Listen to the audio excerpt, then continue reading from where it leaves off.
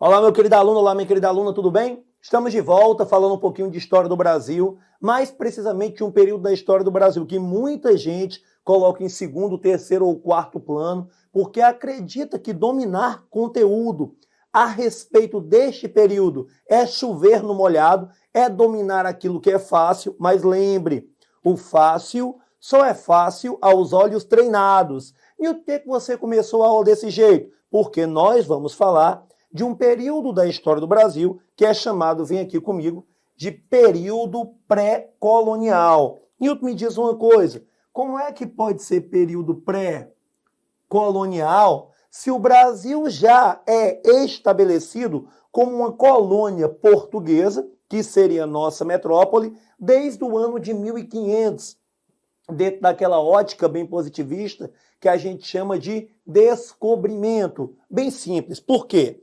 Entre o ano de 1500 e 1530, o que nós vamos ver da coroa portuguesa para o Brasil é um certo, indiscutível desinteresse.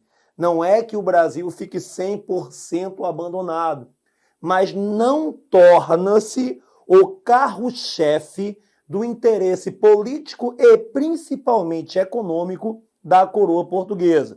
Uma boa coisinha para você é tentar pegar esse desinteresse e apontar quais são as causas do mesmo.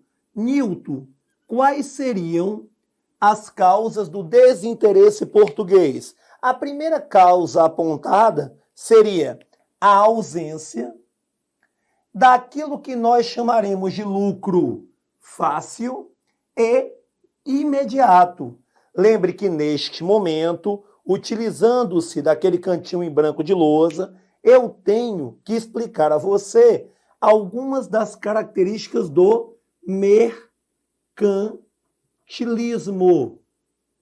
Algumas das características do mercantilismo. E eu coloco para você aqui duas características que já me bastam. Quais são as características? A busca por uma balança comercial favorável, ou seja, a busca pelo superávit, e também a questão do metalismo. A questão do metalismo, o anseio por metais preciosos, né? Metais que podem ser transformados em moeda. Então, o metalismo está bem aqui, porque ele gera, logo de cara, a possibilidade do enriquecimento, que aqui nós estamos chamando de quê? Enriquecimento fácil e enriquecimento imediato. Lembra que eu estou falando de um período em que as minas europeias estão praticamente secas para os padrões técnicos e tecnológicos de extração da época, tá ok? Então, não se encontra nisso que é a colônia brasileira, certo? Os metais tão interessantes para as práticas de caráter o quê? Mercantilistas. Então, a ausência desse lucro fácil e imediato pode ser substituído pela ausência de metais preciosos encontrados ao longo dos 30 primeiros anos, certo? Deste nosso período colonial que nós estamos, mesmo com muita contestação, chamando de período pré-colonial, tá ok? Outra coisa, pessoal, há de se lembrar que nós temos ainda um desinteresse oriundo dos altos lucros da coroa portuguesa, ainda bastante envolvida no comércio com o Oriente. Newton, por que você está falando do comércio com o Oriente? Porque nós falamos na aula passada das grandes navegações, nós falamos do plano português de chegada ao Oriente através do périplo africano, lembra? Bartolomeu Dias cruzando o Cabo das Tormentas, transformando em Cabo da Boa Esperança, o Vasco da Gama chegando até as Índias, essas Índias bem aqui, esse Oriente. Então, Newton quer dizer que a época eu tenho ainda um comércio bastante lucrativo daquilo que nós chamávamos de quê? Na nossa primeira aula, especiarias. Então, o comércio das especiarias ainda era bastante lucrativo. Você vai ver já já que esse comércio começa a declinar a partir da terceira década aqui do século XVI, tá ok? Da segunda para a terceira década do século XVI. Então, a nossa primeira parte da aula, você que é uma pessoa organizada, está fazendo o quê? Nós estamos definindo o desinteresse da coroa portuguesa nisso que é a sua colônia brasileira. Este desinteresse leva-nos a chamar o período da história do Brasil, mesmo com contestação, de período pré-colonial, que é esse que vai de 1500, né, com aquela historinha do descobrimento fajuta contada para você, até 1530, quando o desinteresse se transformará em interesse, você vai ver isso já já. Newton, me diga uma coisa, naquele momento, como é que o braço da coroa português tentava pelo menos segurar um pouquinho da posse sobre o território brasileiro, através de expedições. E estas expedições, elas tinham principalmente duas finalidades. Newton, quais seriam as finalidades? Vem para cá, ó. Primeiras expedições, finalidade número 1, a finalidade de reconhecimento. Aliás, vou colocar aqui de outra cor para ressaltar ainda mais os seus olhos, tá ok? Vou colocar aqui o centro de azul e vou traçar aqui um círculozinho vermelho, ó. Finalidade de reconhecimento. Segunda finalidade, Newton, a finalidade de preservação. Opa, Newton, pera ainda. Quer dizer que você está falando de que tipo de preservação? É a preservação ambiental? É isso? Nada disso, pessoal. A preservação da posse do território. É uma preservação do monopólio. Ah, Newton, pera ainda, tem a ver com mercantilismo? Tem. Que é uma outra característica do mercantilismo, que a gente coloca bem aqui, ó. É o tal do colonialismo. Colonialismo. E eu sei que você lembra que esse colonialismo... Aliás, isso aqui está muito feio. Deixa eu ajudar aqui para você. Certo? Melhorar essa letrinha. O que é que a gente colocou aqui, pessoal? A gente já tinha colocado o mercantilismo, foi isso? A gente colocou aqui uma, duas, e eu estava falando de uma terceira característica. A primeira característica foi o superávit, a busca por uma balança comercial favorável. A segunda, que foi importante para a parte da explicação, foi o metalismo. E uma terceira, que seria, que não estão todas, certo? Que seria o colonialismo. O colonialismo. Então, Newton, pera ainda. O colonialismo lembra as aulas que eu tive com relação ao, entre aspas, pacto colonial, o estabelecimento do monopólio. Se é monopólio, é direito de exclusividade. Se é direito de exclusividade, ninguém pode tocar a não ser a coroa, a não ser a metrópole. Então, essa preservação é a preservação deste território como colônia, deste território como direito de exclusividade. Espera ainda, Newton. Então, você está me confundindo todinho, porque vem para cá. Você falou que houve um desinteresse. Então, por que é que eu devo para cá agora? Preservar o monopólio daquilo que eu não tenho o quê? Interesse. Sabe por quê?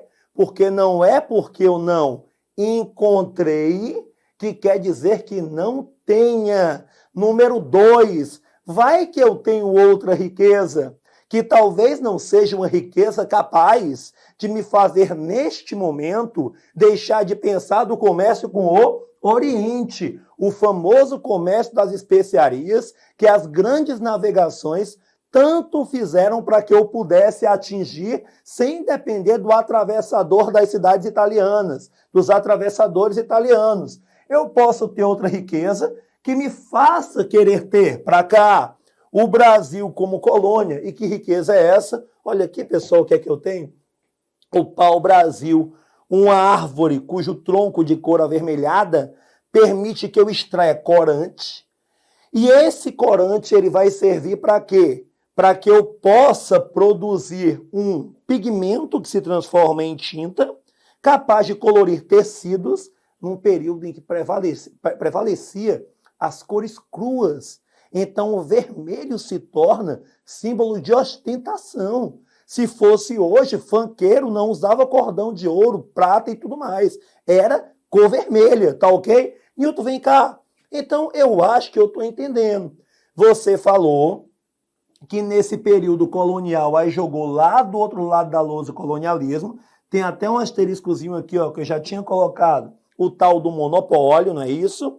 Você falou que durante este período colonial de desinteresse, que nós chamamos de pré-colonial, havia uma atividade econômica que era o quê? O extrativismo desse pau-brasil, também chamado na língua indígena, pelo contato dos portugueses, dos europeus com os indígenas, de Ibirapitanga ou Arabutã. Newton, pelo amor de Deus, quer dizer que agora eu vou ter que saber até como o pau-brasil era chamado na língua indígena? Não necessariamente, pessoal. Mas eu falei da língua indígena para lembrar dos primeiros habitantes deste nosso país atualmente chamado Brasil, né? Quando eles ainda chamavam este país de Pindorama. Esses indígenas aqui, eles são muito importantes no processo de extração do pau-brasil por N motivos. Primeiro motivo, o seu total domínio do território. Afinal de contas, né, eles não se orientavam por GPS, por placas produzidas em uma empresa especialista, eles se orientavam pelo seu conhecimento com a natureza. E este conhecimento da natureza é de vital importância e também, entre aspas, uma maldição carregada por eles no olhar português. Por qual motivo? Vem cá. Não só conheciam a natureza, como a adoravam. Eles têm as forças da natureza com um caráter animista. Isso vai fazer com que elementos da natureza sejam tratados como deuses, são os deuses dos indígenas, dando a eles um caráter politeísta, que depois você vai ver, vai ser um caráter bastante perseguido, principalmente com o interesse na catequese desses indígenas, tá ok? Esses indígenas ajudavam os portugueses nesse processo de extração. Então, Newton, pera ainda, quer dizer que o pau-brasil, a gente vai botar aqui, ó, não sei se você consegue ver comigo aqui, uma setinha preta com a borda vermelha, e a gente vai colocar o quê? Trazer essa setinha preta com a borda vermelha para cá, e vai falar, né, de uma atividade econômica que nós chamamos de quê, meu bebê? De extrativismo. De extrativismo. Newton me responde uma coisa. Este extrativismo do pau-brasil, ele poderia, dentro da minha prova, vamos corrigir essa linha vermelha aqui, você já deve ter notado que eu tenho toque, né? Esse extrativismo aqui do pau-brasil, ele hoje poderia gerar uma questão em sentido bem contextualizado? Claro que poderia, pessoal. Querendo ou não, quando eu falo de indígenas, desse contato, desse respeito com a natureza, mesmo fazendo uso de um certo anacronismo, já que é um conceito recente, né? É um conceito do século passado, agora, mais ou menos de 1987, esses indígenas já praticavam, vem aqui comigo, ó. Não era com esse nome, mas esse respeito à natureza parece ou não parece bem com o tal de conceito de sustentabilidade. Parece ou não parece? E essa sustentabilidade não vem para trazer o trato à natureza com respeito? Não é isso? Pois olha esses dois asteriscos aqui. Olha onde é que a gente vai parar. Na devastação ambiental, meu amigo. Estima-se que são aproximadamente, só neste período aqui, 2 milhões de árvores derrubadas. A Mata Atlântica, que cobria praticamente todo o nosso litoral, ela hoje reduz-se a cerca de 7, 8%. E grande parte ainda está em áreas de preservação de ordem particular. Isso é um assunto muito bom principalmente quando hoje se tenta encaixar um tema transversal dentro das questões que são produzidas para concursos, para vestibulares, tá ok? Então, a devastação ambiental, que hoje é tão combatida, olha, pessoal, a gente vive um período, né, de COP21, de Acordo de Paris, de redução dos gases do efeito estufa, cujo Brasil tem como um de seus principais vilões o quê? O desmatamento, velho. Então, você tome muito cuidado com isso. Esse indígena, lembre, pessoal, para não cairmos no anacronismo, eu comparei com a sustentabilidade, o respeito que esses indígenas têm com a natureza, tá ok? Mas com relação ao pau-brasil, este pau-brasil, ele era derrubado, cortado em toras pelos índios, que colocavam esta riqueza aos olhos portugueses, esta riqueza aos interesses da coroa, da metrópole, nas feitorias, que eram como armazéns, entrepostos. Estas feitorias, verdadeiros depósitos, onde estes portugueses pegavam o acúmulo do trabalho indígena, eram de suma importância para dar a este trabalho maior dinamicidade, aumentar neste trabalho o lucro obtido. E qual é a forma de pagamento feita aos indígenas? À época, nós trabalhamos com a noção de escambo. Nilton, que diabo é escambo? Faz muito tempo que eu não vejo história. Escambo, meu bebê, nada mais é do que troca. É uma troca. Só que aqui, aos olhos, certo? De nossa sociedade atual de caráter capitalista e daquela sociedade mercantilista cuja busca do superávit era latente, o índio era feito de abestado. Porém, será que o índio era realmente o abestado nessa história? Por quê? Porque o escambo era feito em troca do pau-brasil, que tinha alto valor comercial. O trabalho indígena era feito por bugigangas, colares, miçangas, espelhos. Nilton, me diga uma coisa. Então, é uma troca entre, economicamente, o produto que é o pau-brasil e aquilo que não tem tanto valor. É o escambo. Então, alguns termos aí que talvez tivessem, né, se perdido aí na sua história, eles acabam sendo, querendo ou não, retomados na aula de hoje. Nilton, me diga uma coisa, mas no começo da aula, a gente falou das primeiras expedições. E eu vejo que tem aí 3 expedições, na verdade 4, mas tem 3 nomes, né? Que são a expedição de 1501, de Gaspar de Lemos, que vai nomeando, né, os principais acidentes geográficos brasileiros, né? A expedição de 1503, de Gonçalo Coelho, que é feito por um acordo entre comerciantes e a coroa portuguesa, inclusive traz para cá um dos primeiros comerciantes com o direito de extrair o pau-brasil, que é Fernão de Noronha, você deve conhecê-lo, né? Que batiza um território muito bonito, o território brasileiro, né? Do país Brasil.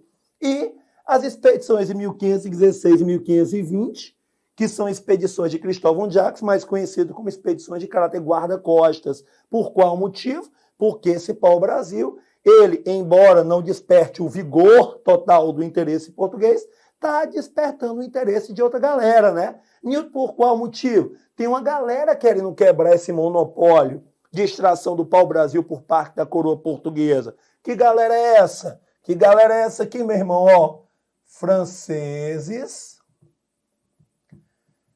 ingleses e outros, como os holandeses, né? Mas principalmente quem, brother? Principalmente quem, velho, tá querendo quebrar isso aqui? Os franceses, que você vai ver, já chegam até a ocupar parte do território brasileiro. Inclusive, você vai ver que algumas coroas, que alguns governos se sentem totalmente desamparados por conta dos tratados firmados em 1493 e principalmente 1494, o Tratado de Tordesilhas, que divide os territórios conquistados entre espanhóis e portugueses, que começam a financiar determinadas atividades que chegam a ser atividades de saque das riquezas que são trazidas do Novo Mundo para o território europeu, como, por exemplo, o financiamento daquilo que você chamaria de piratas, caso não tivessem recebido a carta de Corso, que é a carta de consentimento e proteção das coroas para esta prática. Então você procura aí, depois de uma pesquisadinha, vou colocar até no seu material, a diferença entre pirata e corsário, tá ok? E você vai ver que o corsário ele é amparado pela coroa. A carta de Corso difere. O indivíduo que mesmo praticando a mesma atividade, ele tem aí um amparo da coroa, tá ok? Não é um pirata comum. Então, Newton me disse uma coisa. O que é que eu tenho aqui? Eu tenho o monopólio sendo ameaçado principalmente pelos franceses. Então, eu tenho que ter expedições que, dentro daquela característica número 2, venham a preservar o território, que são as expedições de caráter guarda-costas, tá ok? Newton me diz uma coisinha. O interesse começa a surgir a partir de quê, principalmente? Vamos lá. Vamos transformar o em interesse. Olha a mágica. Tá bem aqui, ó. Newton, quais são os motivos do então interesse repentino português nesta colônia que é o Brasil? Vamos lá, bebê, vamos nomear. Na verdade, vamos numerar. 1, 2, 3. Vamos lá. 1, 2, 3. O que é que a gente vai fazer, velho? Vem aqui, ó. Declínio. América Espanhola. Newton, isso é código. Tô entendendo nada. E o medo. Ora, o que é que a gente vai fazer? Vamos lá. Declínio. Vem para cá. O que era fator gerador de desinteresse? O comércio com o Oriente. E o que é que está declinando? O próprio comércio, que não é mais tão lucrativo. Tá ok? Número 2, a América Espanhola. Lembra do desinteresse? Vem para cá. A ausência de lucro fácil e imediato. Essa ausência de lucro fácil e imediato, ela vai deixando de ser ausência quando no lugar dela brota a esperança.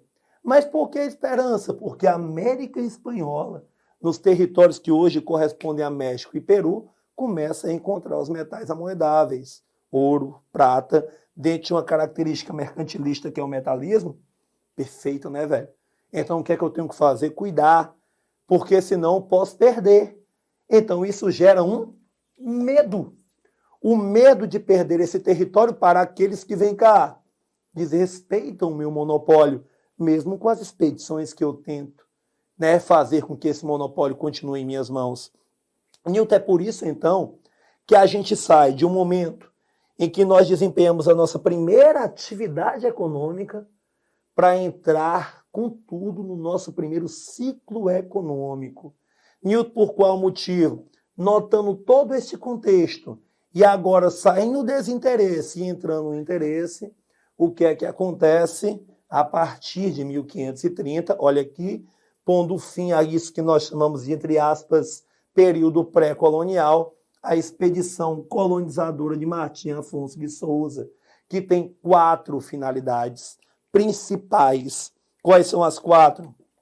A ocupação, no sentido de colonização do território, o combate às ameaças estrangeiras, a procura ou a busca por metais preciosos e, por que não, o melhor conhecimento do território que eu tenho direito, do território cujo monopólio eu estabeleci, o reconhecimento de território brasileiro. Você vai ver que essa expedição colonizadora tem como um de seus frutos, em 1532, a fundação da primeira vila, 22 de janeiro de 1532, a vila de São Vicente, tá ok? Newton, mais assim, para me deixar com gostinho de quero mais. O que é que vai fazer realmente com que haja uma atividade que, ao contrário do pau-brasil, que era vir extrair e voltar, vir pegar na feitoria e voltar? A cana-de-açúcar, pessoal. O ciclo da cana se iniciará. E você vai ver que existem alguns motivos pelo qual é a cana. Tá ok? Acho que tudo que você precisa sobre esse período pré-colonial está aqui. Agora vamos partir para umas questões. Eu não vou apagar o que tem atrás de mim, porque talvez a resposta já esteja aqui atrás de mim, tá ok? Vamos lá. Primeira questão. Leia com atenção o fragmento retirado da carta de Pero Vaz de Caminha, o escrivão a bordo, né, das expedições de Cabral, aqui chegando ao Brasil. E quando veio o evangelho já dá aquela conotação cristã, religiosa, né, que nos erguimos todos em pé, com as mãos levantadas, eles, os índios, os indígenas, se levantaram conosco e alçaram as mãos, ficando assim até ser acabado, e então tornaram-se a assentar como nós. E quando levantaram a Deus, que nos puséssemos de joelho, eles se puseram assim todos, como nós estávamos com as mãos levantadas, e em tal maneira sossegados, que certifico a vossa alteza, nos fez uma devoção, né? Pero Vaz de Caminha, as crônicas do descobrimento, aí você tem toda a referência. Em relação à carta de Caminha para o rei de Portugal, pode-se dizer que é, item A, uma narrativa que projeta sobre a população nativa uma visão de mundo cristão. É ou não é, pessoal? Ele já começa lá, né? E quando veio o evangelho, está dando a ideia de um ritual religioso, você concorda comigo? Então já está dando a ideia do gentil, do indígena, como sendo algo, né, que o imita, o idolatra e tudo mais. Então, uma visão de mundo cristão, como se o Brasil fosse uma espécie de paraíso edênico, ou seja, que faz referência ao jardim do Éden. Quem conhece a carta de Pero Vaz de Caminha sabe que ele descreve o Brasil como um verdadeiro jardim do Éden, né? Inclusive existem aí umas contradições sobre o nome do território Brasil, se viria de uma antiga lenda ou do pau-brasil efetivamente. São traços, né, de uma história que acaba sendo recontada cada vez que é revisada, em busca cada vez mais da proximidade com a verdade, tá ok? Então o item A, ele tem tudo para ser o item verdadeiro. Item B de bola, um relato imparcial sobre as populações indígenas, porque o autor narra exatamente o que vive e viveu no Brasil. Não, pessoal. O imparcial no começo já deixa o item incorreto, porque o autor ele não narra com uma visão imparcial. Aliás, a imparcialidade ela inexiste. Por qual motivo? Porque ele está narrando com a visão cristã, católica, europeia. Tá ok? Então o item B é falso. C de casa.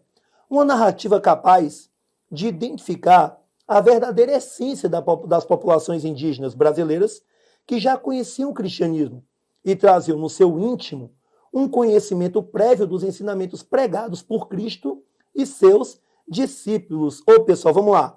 Uma narrativa capaz de identificar a verdadeira essência das populações indígenas brasileiras. Não, pelo amor de Deus, mas continua.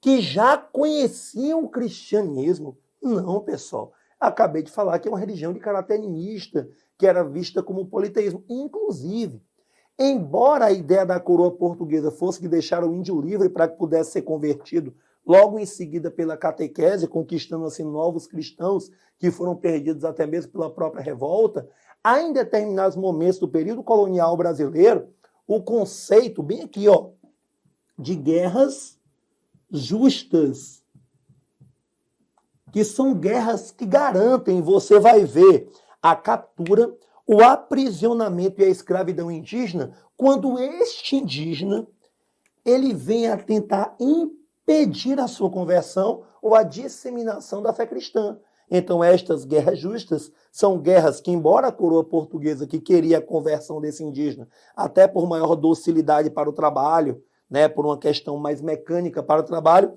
mas também porque seriam novos fiéis para a Igreja Cristã Católica. Então, dizer que eles já conheciam o negócio é meio pesado, o item é falso. D. Um relato que expressa total ignorância e despreparo do cronista sobre o caráter dissimulado e estratégico das populações indígenas. Dissimulado e estratégico, na verdade, eles só imitavam aquilo, né? Eles estavam tentando entender também o que estava acontecendo. Que desejavam tão somente ganhar a confiança dos viajantes europeus para obter lucro e fazer alianças políticas para derrotar seus inimigos. Pelo amor de Deus. Uma ideia meio, entre aspas, maquiavélica, né, da visão gentílica. O item é falso. Item é um relato sem valor histórico, pois está marcado por uma perspectiva eurocêntrica e preconceituosa sobre os habitantes nativos do Brasil. Não, pelo contrário, até para a crítica, até para o entender o olhar europeu sobre o indígena, é necessário que esse documento seja analisado. Ele tem valor histórico, portanto, resposta correta, o item A de amor no seu coração, rumo à sua aprovação, tá ok? A nossa administração colonial, no vídeo anterior, nós trabalhamos um pouquinho daquilo que seria o período pré-colonial de 1500 a 1530. A gente enfocou um pouquinho na ideia deste pré, pessoal. Por que na ideia deste pré? Por um motivo bem simples, que já era período colonial, mas havia um certo desinteresse da coroa portuguesa por conta do não certo valor tão significativo que esta colônia tinha para eles, por não ter encontrado de imediato aqui um lucro fácil através dos metais preciosos, né? Porque o comércio com o Oriente ainda era bastante lucrativo, e a gente falou a partir de 1530, certo? Com as expedições mais colonizadoras, né? Martim Afonso de Souza, você acaba tendo um projeto maior, mais significativo, né? De colonização para esta colônia que é o Brasil, tá ok, pessoal? E uma das formas de colonizar esse território é a prática, né? É a tentativa de terceirização desta colonização. E pera ainda, eu acho que eu sei o que é essa terceirização. Você botou até aqui um asterisco, ó. É quando eu entrego nas mãos de outro, né?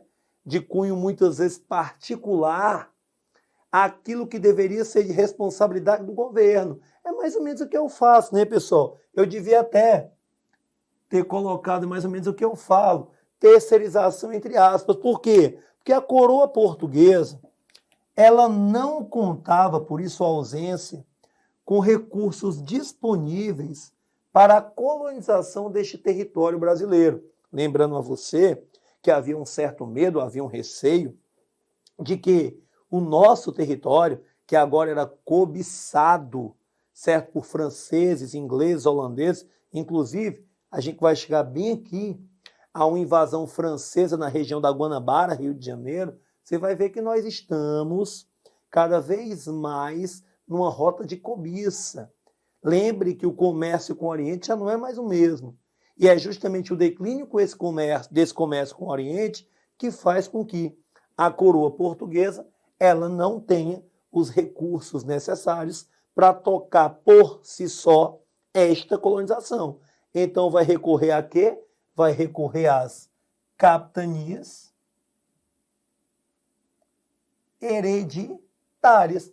E o que são capitanias? São grandes extensões de terra que são dadas, entre aspas, né? Já que eles vão ter, através de um documento, certo? A posse desse território. Então, a posse é dada aos capitães donatários, que serão responsáveis, serão fruto dessa terceirização, por colonizar estes territórios, estas grandes extensões de terra. Ao todo, eram 15 faixas. De antemão, já lhe afirmo que 13 delas economicamente falharam, embora tenham cumprido certamente, né, parte do seu papel colonizador, mas economicamente falharam.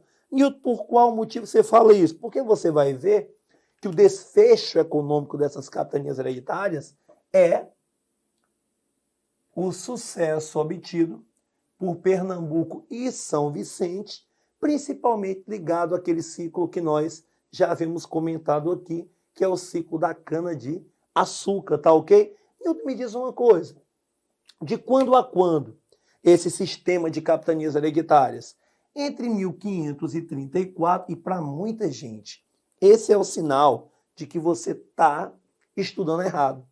Esse é o sinal de que você está aí baseado no achismo, né, que acha que história não é algo que você deva se preocupar, que uma pegadinha ali, uma questão errada não vai dar em nada, mas dá, pessoal. Muita gente acha que o sistema de capitanias hereditárias, ele dura até a instauração do governo geral.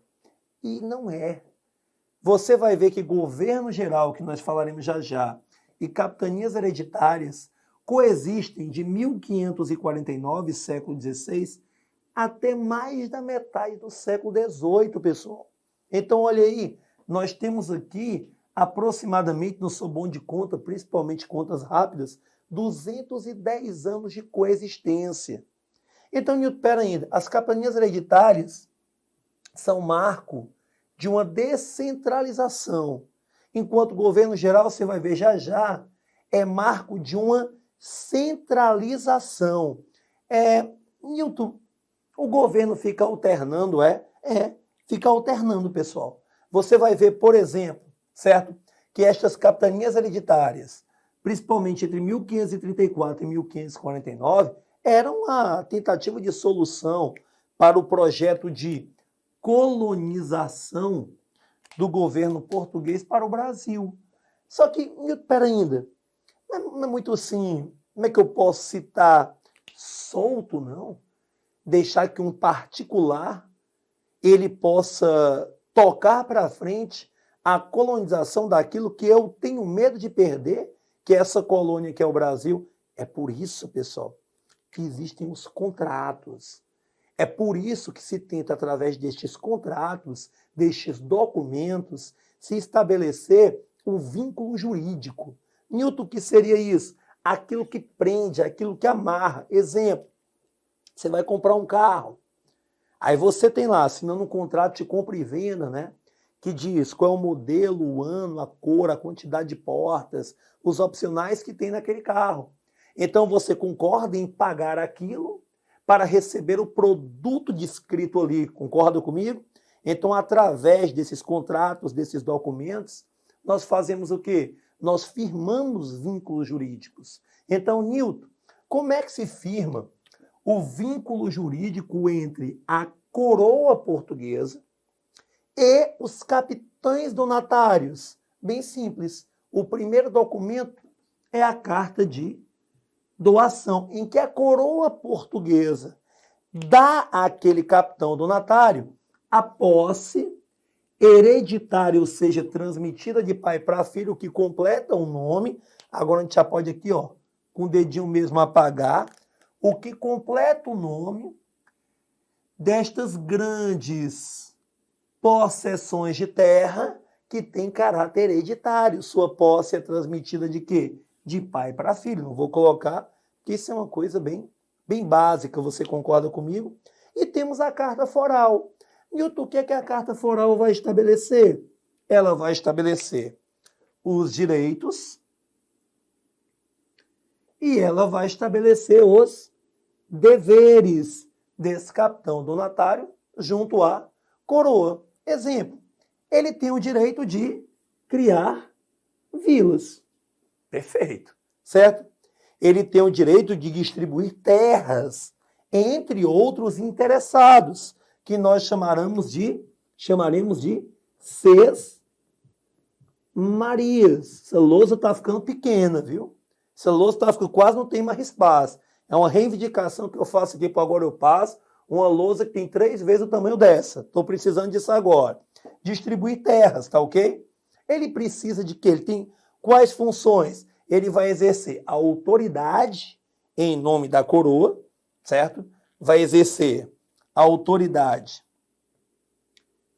em nome da coroa e ele vai praticar aquilo que nós chamamos de guerra justa, que é a tentativa de conter, aprisionar, escravizar aqueles indígenas que impeçam o processo colonizador ou a disseminação da fé cristã, além de ter, né, um lucrinho aí, né, de 5% de tudo aquilo que é negociado com relação a quê? A pau-brasil, tá ok? E o 5% é dele, por quê? Porque 10% é da coroa, que está bem aqui. E quem deve assegurar na forma de dever que a coroa tenha o monopólio e o acesso a esses 10% do lucro do pau-brasil é este capitão donatário, através desse documento que firma esse vínculo jurídico que é esta terceirização, esse processo de colonização. Então, dentre os deveres, assegurar o décimo, né, os 10%, o décimo é ótimo, né, os 10% deste lucro sobre a extração de todo e qualquer produto, inclusive do pau-brasil, que ele, capitão donatário, fica com 5%. Ele também vai assegurar que ao achar metais preciosos, 20% do lucro obtido também é da coroa. E ele vai estabelecer também que o monopólio de toda a riqueza dessa capitania fica com a coroa. Aí você nota aqui, espera ainda, eu tenho aqui um negócio meio pesado. Vamos lá. Eu pego e coloco o fardo maior nas costas do capitão notário, certo? Ele vai ter, certo, que me ajudar nesse processo colonizador. Eu deixo o fardo, a possibilidade de fracasso nas costas dele e garanto à coroa portuguesa somente o lucro e o benefício, né? Mas você vai ver que isto não dá tão certo. Nilton, mas então por que se tentou? Primeiro, já havia uma experiência portuguesa com esse tipo de projeto colonizador. E segundo, né, se achou que talvez o interesse fosse maior do que realmente era. Porque você vai ver que tem muitos donatários que nem sequer chegam até aqui. Então, o que você podia fazer para mim aí? Eu podia estabelecer quais são as causas, olha os dois asteriscos, dos fracassos dessa capitania hereditária. Vem aqui comigo. O que eu tenho aqui? Primeiro, grande parte dos donatários que demonstraram interesse não tiveram tanto interesse porque lhes faltava recursos. Os caras chegam junto, eu quero colonizar, olha, você é importante. Pô, na hora, ó, bolsinho vazio, velho. Lhe faltavam recursos. Número 2, se convivia com uma certa problemática que eram as revoltas indígenas. É tanto que, olha aqui, ó, era um dos direitos a prática do quê? Da guerra justa. E essa guerra justa era feita contra quem? Era feita, pô, essa linha aqui tá torta. Mas ajeitar aqui, quem me conhece dos vídeos sabe que eu já tenho esse toque. Embora, de novo, embora seja torto para você, pessoal, o importante é que eu não ache torto, senão eu não consigo mais dar aula. Então, essa guerra justa é uma guerra contra quem? Contra o indígena. Muitas das vezes havia o quê? Uma certa revolta desses indígenas, tá ok? Revoltas das populações indígenas.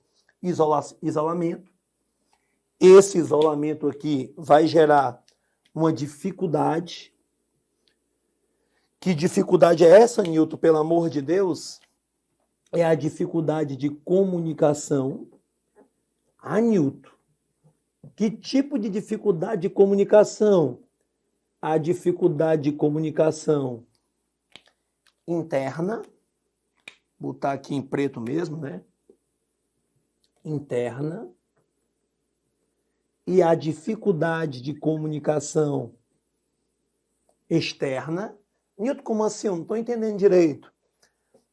A dificuldade de comunicação entre as capitanias e a dificuldade de comunicação entre as capitanias e a coroa portuguesa. Poxa, Nilton, então vem cá. Quer dizer que naquele período nós tínhamos toda essa dificuldade de comunicação. Engraçado, né, pessoal? Porque o início da história do Brasil, ele é marcado por aquele período que nós chamamos de grandes navegações. E para muitos, aquele período das grandes navegações é um período que marca o início de um processo, né? Vou arrumar um espacinho aqui, botar em vermelho, que é o processo de globalização, pessoal. Que é o processo de globalização. Esse processo de globalização é um processo que você vai ver, tem como um alicerce da comunicação e o transporte. Então, logo em seguida, ao início desse processo, com o período das grandes navegações, nós temos problemas de comunicação para o sucesso econômico devido disso que nós chamamos de capitanias hereditárias. Só um devaneio.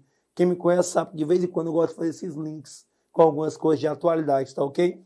Então, esse isolacionismo, esse isolamento, aliado às revoltas indígenas, à falta de recursos dos notários, vai garantir parte desse fracasso econômico, né?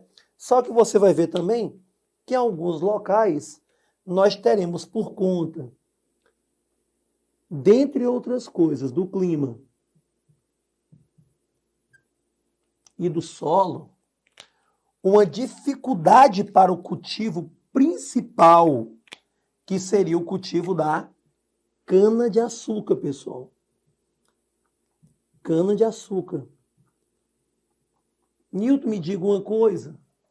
Então, quer dizer que estes são os motivos principais aquilo que eu devo levar para a minha prova como sendo parte do fracasso destas capitanias hereditárias, tá ok? Parte do fracasso destas capitanias hereditárias. Newton, elas são substituídas pelo governo geral? Preste atenção no vídeo, macho, acorda. Não, elas coexistem com esse governo geral. Mas esse governo geral aqui, ó, é uma tentativa de centralização, da administração colonial. Você vai ver que esse governador geral aqui, ele vai ser alicerçado durante o exercício de suas funções com pelo menos outras 3 figuras. Newton, que 3 figuras seriam essas? Nós teríamos o ouvidor-mor, responsável por assuntos ligados à justiça. Nós teremos o provedor-mor,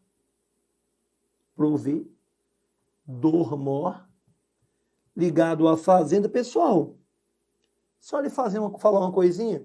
A gente falou que ele está ligado aos assuntos da fazenda, né? Você tem um ministério chamado de fazenda. Depois de uma pesquisadinha, por que ele se chama fazenda? Mas eu vou lhe adiantar.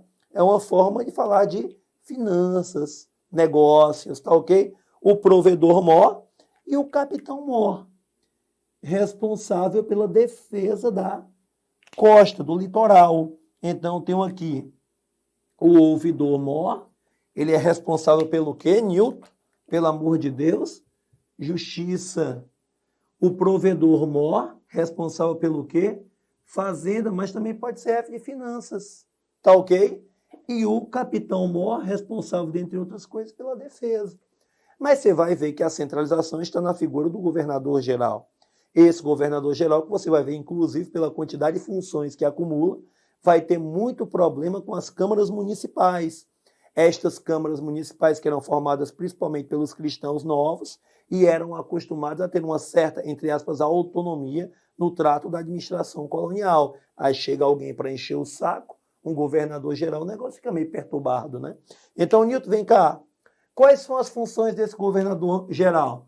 São funções de caráter militar, inclusive de defesa do território, funções de caráter administrativo, como a nomeação de alguns cargos, funções de caráter judicial, como, por exemplo, a alteração, inclusive, de penas, certo? E funções de caráter eclesiásticas, como, por exemplo, você vai ver a indicação de sacerdotes para as paróquias.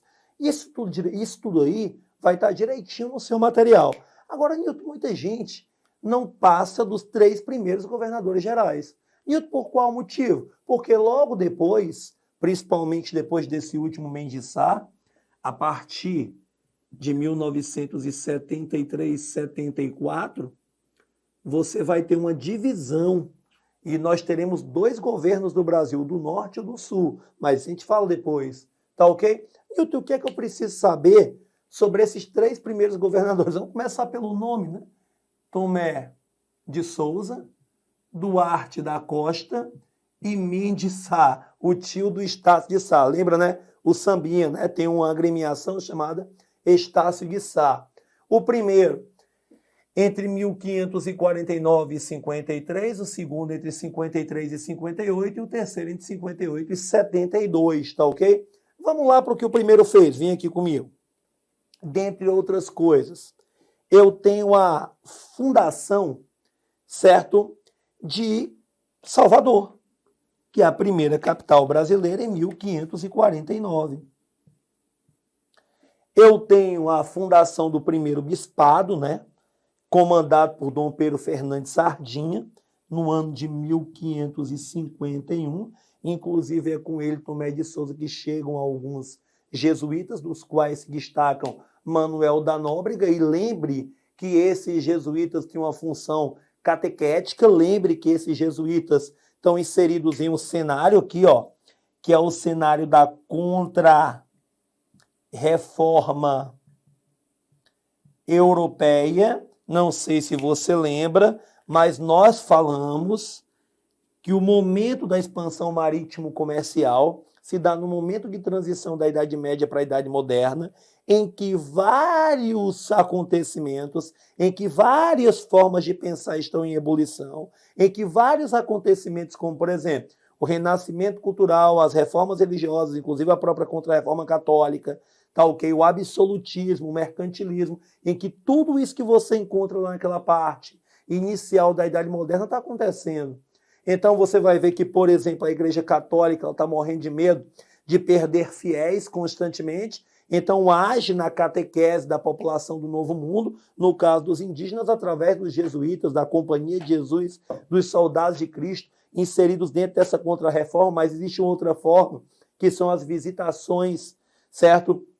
Um braço da Inquisição dentro de território brasileiro, tá ok? Ainda no governo geral de Tomé de Souza, o que a gente tem?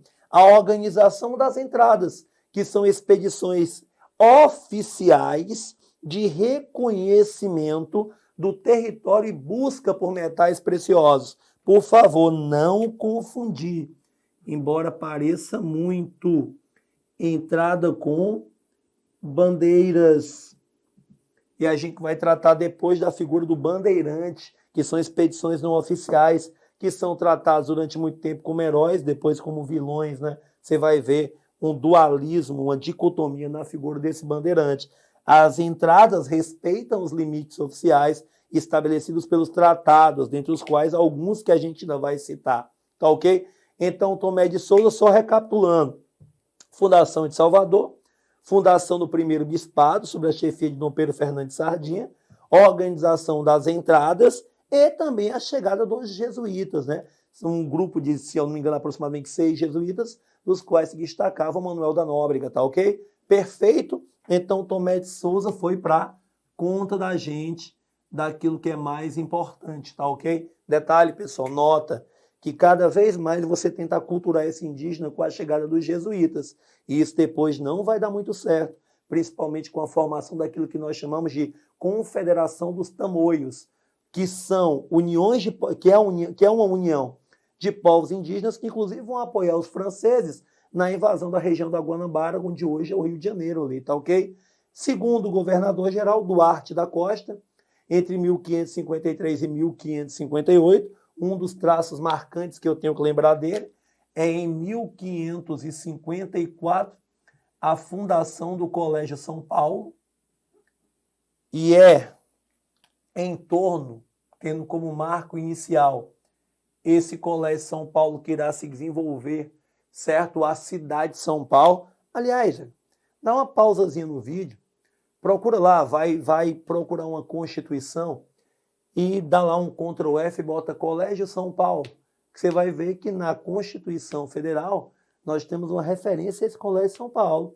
Ele vai ser de responsabilidade federal, olha a importância dele. É um marco histórico de criação, de formação, melhor dizendo, da cidade de São Paulo. E é durante esse período que nós teremos também a invasão dos franceses, aliados a grupos indígenas, principalmente os tupinambás, que tentam estabelecer a França Antártica, tá ok? Esse era o nome dado. Detalhe, serão expulsos no próximo governo do governador-geral Mendes Sá, não é? Entre 1558 e 1572. Esse Mendes Sá expulsa os franceses numa guerra, né, que se dará principalmente, inicia ainda no governo anterior, em 1555, mas se dá em grande parte durante o seu governo, com a ajuda do seu sobrinho, que eu até brinquei, um chefe militar chamado de Estácio de Sá. Após o governo de Mendes Sá, a gente vai ter, né, a divisão em governo do norte, não sei se eu tenho espaço para cá, governo do norte e governo do sul, ambos que durarão aproximadamente até 1578, quando Lourenço da Veiga acaba assumindo um novo governo centralizado. Então você nota aí que há uma alternância entre descentralização, capitanias, centralização, governo geral, descentralização, governo do norte e do sul, centralização, novo governo unificado com Lourenço da Veiga. Tá ok? você vai ver, pessoal, que existe um determinado momento da história do Brasil em que nós vivenciaremos aqui aquilo que é muito comum que nós vejamos em filmes que falam da Europa, como, por exemplo, a Inquisição. Você sabia que dentro do contexto da Contra-Reforma existiam as visitações que eram, né, clérigos, representantes do credo cristão católico, que vinham aqui combater os crimes contra a fé, como, por exemplo, a prática de outra religião que não fosse o catolicismo. Nesse caso, eram muito perseguidos os cristãos novos, que eram judeus convertidos, porque eram delatados por pessoas que diziam que eles praticavam o judaísmo, certo? De maneira privada, de maneira oculta. A homoafetividade, né, ou homossexualismo, como você convenha chamar, porque hoje é uma ideia dessa conotação pejorativa do termo homossexualismo. Inclusive, hoje já não se fala mais em opção, mas em orientação, mas se você não tiver problema com isso, chame da maneira como você acha correto ou como você é correto, já que é uma discussão em torno. E as práticas de... Eu acho que eu podia citar uma coisa que você via muito, né, na Europa, né, nos filmes aí medievais, que é a prática do curandeirismo, né, que é a prática daquela medicina fitoterápica mais voltada para a questão das ervas, das plantas, que inclusive acusarão algumas pessoas de bruxaria. Então a Inquisição esteve presente no Brasil através das visitações. E inclusive sobre esta Contra-Reforma no formato inquisitorial, que eu tenho uma questão para resolver com vocês, que é a questão do fim do seu material, cuja resposta também talvez esteja aqui atrás de mim. Vamos lá. Seu exercício. Considerando a história das relações entre sociedade e religião no Brasil, é correto afirmar que... Item A Contra-Reforma Católica, essa Contra-Reforma escrita aqui, né, de acordo com o novo acordo ortográfico, atuou na colônia a partir de visitas inquisitoriais, que são as visitações, você marca aí, que visavam moralizar os colonos, moral, né, que conceito subjetivo, e coibir os chamados crimes de fé, ou crimes contra a fé cristã católica, que é justamente o que eu acabei de citar. Então, A parece ser 100% correto, portanto, já o marcaria, embora vamos analisar os outros. B. A presença da religião islâmica no Brasil é bastante recente, iniciada a partir da Primeira República, com a vinda de famílias árabes. Nada disso, pessoal. Nada disso. Inclusive, você vai ver que é anterior e algumas palavras árabes já fazem parte do nosso vocabulário até mesmo antes, certo? Disso que ele está chamando de Primeira República, tá ok? Item falso. C. As práticas religiosas afro-brasileiras não se manifestaram no país ao longo do período imperial, em razão de proibições legais de perseguição policial. A manifestação das atividades culturais afrodescendentes é uma forma de resistência à dominação que será obtida através do que falaremos nos próximos vídeos, que é a escravidão do negro afrodescendente, tá ok? Então o item é falso. Item D. O surgimento das vertentes evangélicas ocorreu a partir da chamada onda neopentecostal, que se manifestou no Brasil na década de 50. Pessoal, não. Aí você já tem o contexto da reforma religiosa, em que muitas das religiões que pregam o evangelho, chamadas de evangélicas ou protestantes, surgem no Brasil e já são praticadas ainda no final do período colonial, tá ok? Item E.